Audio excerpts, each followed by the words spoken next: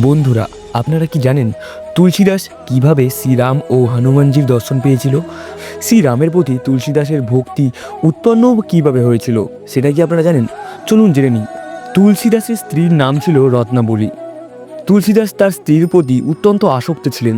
একবার রত্নাবলীর পিতলয়ে যান, কিন্তু তুলসীদাস তার বিরহ সহ্য করতে না পেরে রাতের আধারে প্রবল ঝড় বৃষ্টির মধ্যে শ্বশুরবাড়ি চলে যান। শ্বশুরবাড়িতে গিয়ে তিনি রত্নাবলীর কাছে পৌঁছালেন।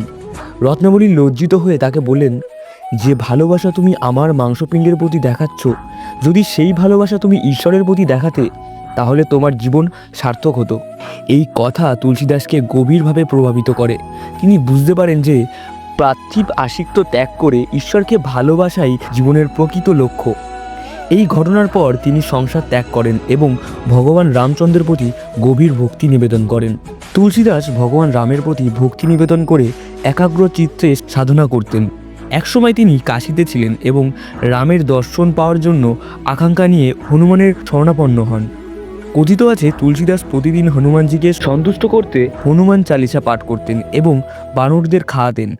একদিন একজন বৃদ্ধ সাধুরূপে হনুমান তার কাছে আসেন এবং তাকে বলেন যে রাম দর্শন পাওয়ার জন্য সঠিক উপায় হলো নির্বিচ্ছিন্ন ভক্তি ও ধৈর্য। তুলসীদাসের একাগ্রতা ও ভক্তি দেখে হনুমানজি তাকে তার প্রকৃত রূপ দর্শন দেন এবং রামের দর্শন লাভের জন্য আশীর্বাদ করেন। এরপর তুলসীদাস চিত্রকূটে গিয়ে ভগবান রামের দর্শন লাভ করেন।